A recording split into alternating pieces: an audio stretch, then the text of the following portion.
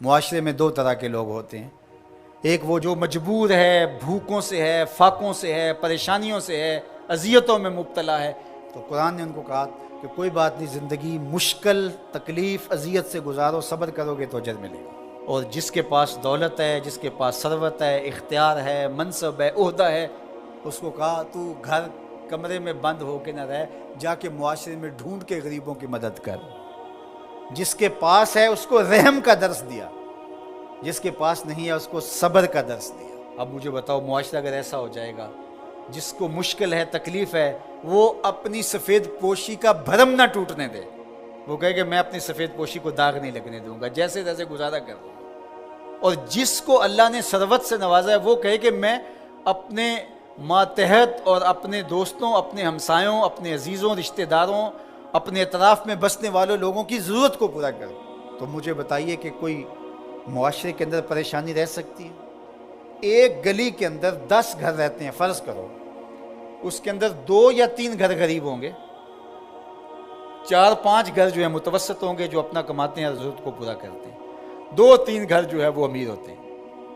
ایک گلی کے اندر 2 گھر امیر، 2 گھر غریب، 6 گھر متوسط۔ متوسط بھی اگر کریں تو اچھی بات ہے، اور اگر وہ گلی میں 2 غریب آدمی جو ہیں ان کی مدد 2 امیر کر دیں، ان کو اپنی فیملی کا حصہ مان لیں، تو اس گلی کے مسائل ختم ہو گئے کہ نہیں ہوئے؟ ان کی بیٹیوں کے رشتے قبول کر لیں، مسائل ختم ہوئے کہ نہ ہوئے؟ اس طرح گلی گلی، بستی بستی، صبر کرنے والے صبر کر کے دکھائے۔ سید علی المرتضیٰ رضی اللہ تعالیٰ عنہ سے روایت ہے، آقا کریم نے فرمایا جو اللہ کے دیے گئے تھوڑے رزق پہ راضی ہو گیا، اللہ قیامت کے دن اس کے تھوڑے عملوں پہ راضی ہو جائے گا۔ اس کے لیے کتنی موج ہے۔ دنیا میں تو تکلیفیں صحیح، دنیا میں تو اذیتیں صحیح، لیکن آخرت میں اس کا صلہ کتنا ہے؟ جو دنیا میں اللہ کے دیے تھوڑے رزق پہ راضی ہو گئے، جس سال میں بھی تھا اللہ میں واہ واہ خوش ہوں تیرے پہ، تو نے مجھے صحیح رکھا ہے، اتنا بھی بڑا کرم ہے کہ تو نے مجھے عطا کیا ہے، سانسیں تو چل رہی ہیں نا، مالک تیرا شکر ہے۔ جو اللہ کے دیے گئے تھوڑے رزق پہ راضی ہو گیا، اللہ قیامت کے دن اس کے تھوڑے عملوں پہ راضی ہو جائے گا۔ اور اس کا معکوس کیا ہے؟ جو اللہ کے دیے گئے زیادہ پہ بھی راضی نہ ہوا، ایک وہ بھی ہیں جو اللہ کے دیے تھوڑے پہ راضی ہو جاتے ہیں، اور ایک وہ بھی ہیں جو اللہ کے دیے زیادہ پہ بھی راضی نہیں ہوتے۔ بعض وقت کسی غریب سے پوچھتے ہیں سناؤ کیسے حال ہے، تو وہ کہتے ہیں اللہ کا شکر ہے۔ اور بعض اوقات کسی فیکٹری کے مالک سے پوچھتے ہیں کیا حال ہے، وہ کہتے ہیں چل ہی رہا ہے، آپ کو پتہ ہے آج کل گزر ہو ہی رہی ہے، اس کی گزر ہو رہی ہے۔ جس کے کروڑوں روپے بینک میں پڑے ہوئے ہیں، وہ چہرے کے اوپر کئی طرح کی لکیریں لا کر کے کہتا ہے بس گزر ہو ہی رہی ہے۔ کتنے لوگوں سے بہتر ہیں آپ جو نان شبینہ کو بھی ترستے ہیں۔ تو اللہ کے دیے پہ راضی ہو جاؤ، اس کی تقسیم پہ راضی ہو جاؤ، زندگی سوکھی گزرے گی۔ نہ راضی ہو گئے تو پھر کیا کر لیں گے ہم؟ اگر اللہ پہ راضی نہیں ہوں گے تو پھر کیا کر لیں گے؟ پھر بھی تو ایسے ہی گزرے گی۔ تو بہتر نہیں راضی ہو کے گزرے اور آخرت کا سودا ٹھیک ہو جائے۔ تو ان کو کہا جو پھنسے ہیں، جن کی گردنیں پھنسی ہوئی ہیں، تم ہر حال میں اللہ کا شکر ادا کرو۔ اور دوسروں کو کہا کہ یہ تمہاری بھول ہے کہ ہم دیں گے تو اتنا کم ہو جائے گا۔ میرے حضور نے 3 قسمیں کر کے کہا ما نقصا مالو عبد من صدقہ، 3 چیزوں پہ قسم کی، ان میں سے ایک چیز یہ تھی، فرمایا میں محمد صلی اللہ علیہ وآلہ وسلم اللہ کی قسم اٹھا کے کہتا ہوں کہ صدقے سے مال کم نہیں ہوتا۔ صدقے سے مال کم، صدقے سے مال کم ہوتا تو حضرت ابو بکر صدیق اس دنیا کے سب سے غریب شخص ہوتے، جنہوں نے سارا مال دے دیا۔ حضرت عثمان غنی سب سے غریب ہوتے، حضرت عبد الرحمن ابن عوف سب سے غریب ہوتے، جنہوں نے 30,000 غلام آزاد کیے زندگی میں۔ تو مال خرچ کرنے سے کم نہیں ہوتا۔ اور یہ بات حضور ویسے بھی فرما دیتے تو کافی تھا، لیکن میرے حضور نے قسم کر کے کہا کہ میں رب کی قسم کر کے کہتا ہوں کہ صدقے سے مال کم نہیں ہوتا۔ اللہ ہم سب کو سورہ البلد کے مضامین پر غور و تأمل کی توفیق۔ آج اگر کوئی سسٹم کمزور ہے، حکومتیں کمزور ہیں، ادارے کمزور ہیں، وہ کمی بیشی کرنے والوں کو، زیادتی کرنے والوں کو اپنی گرفت میں نہیں لا سکتے، یا جو اس سے اوپر بیٹھے ہوئے ہیں وہ خود اس جرم میں مبتلا ہیں، اور اس جرم میں مبتلا ہونے کی وجہ سے اپنے نیچے کے لوگوں کو وہ پکڑ نہیں سکتے کیونکہ وہ خود مجرم ہیں۔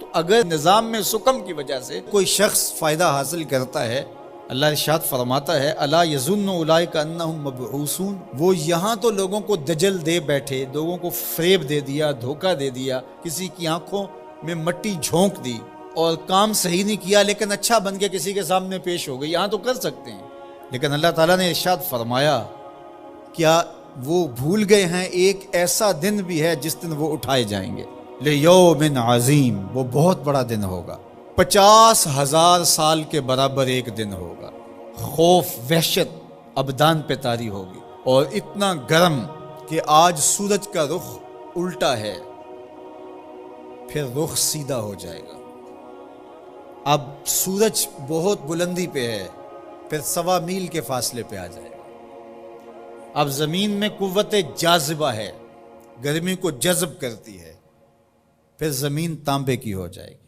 اللہ اکبر، وہ کتنا سخت دن ہوگا جس کو قرآن نے کہا یوم عظیم، اللہ کی عظمت و جلالت کے اظہار کا دن ہوگا، لیکن میرے حضور نے فرمایا کہ 7 اشخاص ایسے ہوں گے جنہیں اللہ اس دن اپنے عرش کا ٹھنڈا سایہ عطا فرمایا، ان میں سے نمبر 1 امام عادل حکمران، جو انصاف کے تقاضوں کو بہر صورت پورا کرتا ہے اگرچہ قریبی ہی کیوں نہ ہو۔ دوسرا شخص وشاب نشأ فی عبادت اللہ، وہ جوان جس کی جوانی اللہ کی عبادت میں گزری۔ آج تو میرے جوان کی جوانی سوشل میڈیا پہ گزر رہی ہے، آج میرے جوان کی جوانی تو گلیوں چوکوں اور بازاروں میں گزر رہی ہے۔ تیسرا شخص وَرَجُلٌ قَلْبُهُ مُعَلَّقٌ بِالْمَسَاجِدِ، وہ آدمی جس کا دل مسجدوں سے جڑا رہتا ہے، مسجد سے نکلنے کو جی ہی نہیں چاہتا۔ کتنے خوش نصیب لوگ ہیں جو مسجدوں کے ساتھ جڑے ہوئے ہیں۔ ایک روایت میں فرمایا جس شخص کو مسجد کی دیکھ بھال کرتے دیکھو، مسجد کی صفائی کر رہا ہے، وہاں پڑی ہوئی کوئی نامناسب چیز اٹھا رہا ہے، مسجد میں روشنی کا انتظام کر رہا ہے، مسجد میں خوشبو کا انتظام کر رہا ہے، مسجد کے کاموں میں لگا ہوا، اگر کسی شخص کو دیکھو اس کے ایمان کی گواہی دے دو، یہ بندہ مومن ہے، یہ مسلمان بندہ ہے۔ تو فرمایا چوتھا شخص وَرَجُلٌ دَعَتْهُ امْرَأَةٌ ذَاتُ مَنْصِبٍ وَجَمَالٍ فَقَالَ إِنِّي أَخَافُ اللَّهَ، وہ جوان جس کو کسی خاتون نے دعوت گناہ دی اور صاحب منصب بھی تھی، صاحب جمال بھی تھی، اور قدموں میں حسن بچھنے کے لیے خود بےتاب ہوا، اور اس جوان نے آگے سے کیا کہا انی اخاف اللہ، تیری بات کیسے مانوں، رب سے ڈر لگتا ہے۔ تو حضور نے فرمایا قیامت کے دن جب دھوپ کڑک رہی ہوگی اللہ اس کو اپنے عرش کا ٹھنڈا سایہ عطا فرمائے۔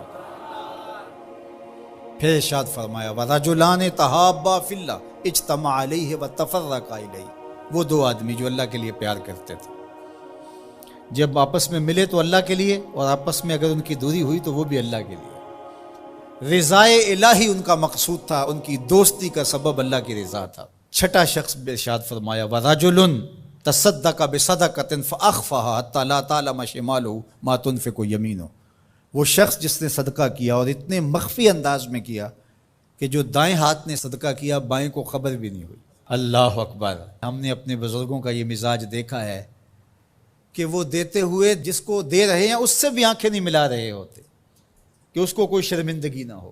اور 7واں شخص وَرَجُلٌ ذَكَرَ اللَّهَ خَالِيًا فَفَاضَتْ عَيْنَاهُ، وہ شخص جس نے تنہائی میں بیٹھ کے اللہ کا ذکر کیا، کوئی دیکھنے والا نہیں تھا، اکیلا بیٹھا تھا اور اللہ کا ذکر کر رہا، محبت الہی کی وجہ سے اس کی آنکھوں میں آنسو امڈ آئے۔ تو میرے اور آپ کے آقا و مولا فرماتے ہیں قیامت کے دن جب کوئی سایہ نہیں ہوگا اللہ اسے اپنے عرش کا ٹھنڈا سایہ عطا فرمائے۔